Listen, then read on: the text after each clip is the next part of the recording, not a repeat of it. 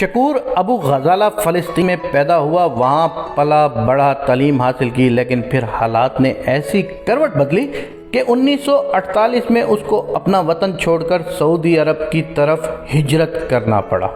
اس نے ایک railway company میں ملازمت اختیار کی اور 13 سال تک کام کیا، لیکن زندگی میں کوئی بڑی تبدیلی نہیں آئی۔ اس کی خواہش تھی کہ میں نے جس طرح پرمشقت زندگی جی ہے، میرے بچوں کی زندگی ایسی نہ ہو۔ اس مقصد کے لیے وہ لبنان چلا آیا۔ یہاں اس نے ایک کے بعد ایک کام شروع کیا۔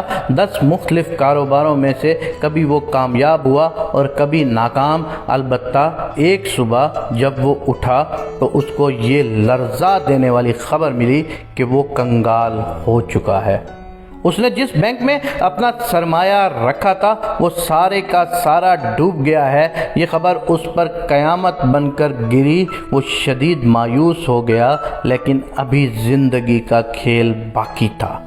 کچھ عرصے بعد اس کو اطلاع ملی کہ تیل کی بدولت ساری دنیا سعودی عرب کا رخ کر رہی ہے۔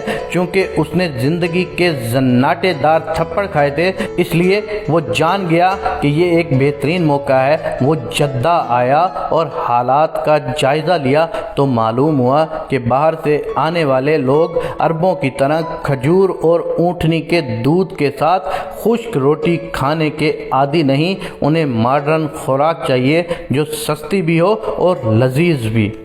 اس نے ایک مشہور کمپنی کی ایجنسی خریدی اور فرائیڈ چکن کا کام شروع کیا۔ دکان میں بجلی نہ ہونے کے باوجود بھی اگلے 2 سال تک اس نے نہ دن دیکھا نہ رات، اور خوب محنت کی۔ وہ رات کو 12 بجے تھکا ہارا گھر لوٹتا تو اس کے لباس سے تیل کی بو آ رہی ہوتی، لیکن اس سے زیادہ وہ اس بات پر پریشان تھا کہ سخت محنت کے باوجود بھی فروخت اچھی نہیں ہو رہی۔ اسی دوران اس پر یہ خوفناک انکشاف بھی ہوا کہ وہ کینسر کے مرض میں مبتلا ہو چکا ہے، لیکن اس بات کو اس نے اعصاب پر سوار نہ کیا اور جی جان سے محنت کرتا رہا۔ کچھ ہی عرصے میں اس کا کاروبار چل پڑا، لیکن اب اس میں اپنی بیماری سے لڑنے کی ہمت نہیں رہی تھی۔ چنانچہ 1976 کو وہ اس دار فانی سے کوچ کر گیا۔ شکور ابو غزالہ کی وفات کے کچھ عرصہ بعد ایک دن اس کے بیٹے کو فون آیا۔ دوسری جانب ریسٹورنٹ کا مینیجر تھا جو بتا رہا تھا، سر مدینہ روڈ والے ریسٹورنٹ کا آج افتتاح ہے، لیکن ریسٹورنٹ کھلنے سے پہلے ہی گاہکوں کی 100 میٹر طویل لائن لگ چکی ہے جو ہمارے فرائیڈ چکن لینے کے لیے بےتاب ہیں۔ آپ کو اگر سعودی عرب جانے کا اتفاق ہوا ہو تو آپ نے وہاں کی مشہور سوغات البیک کا مزہ ضرور چکھا ہوگا۔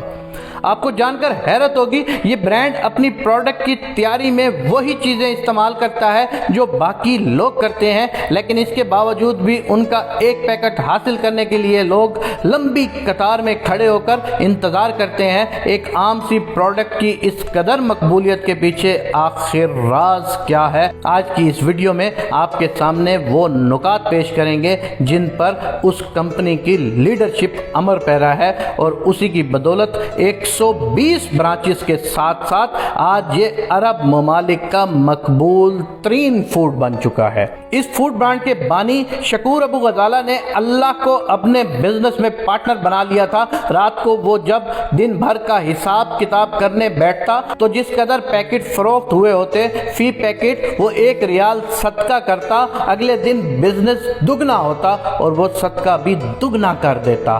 جیسے جیسے اس کا کاروبار بڑھتا گیا، اس کے صدقے کی مقدار بھی بڑھتی گئی، اور پھر یہ اس قدر بڑی رقم بن گئی تھی کہ کئی سارے خیراتی ادارے اسی رقم پر چلنے لگے۔ 1976 میں جب ابو غزالہ کا جنازہ اٹھا تو اس کی اولاد کے ساتھ ساتھ یہ ادارے بھی یتیم ہو گئے۔